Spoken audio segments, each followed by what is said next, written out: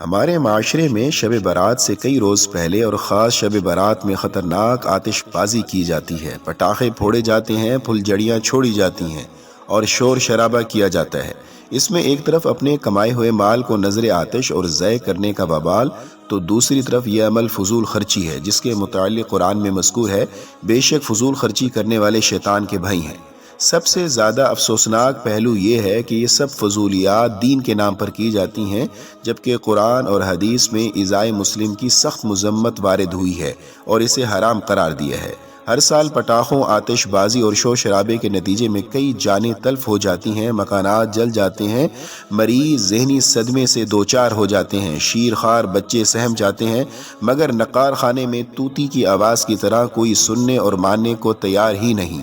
अल्लाह ताला हम सबको समझ नसीब फरमाए। आमीन सुम्मा आमीन।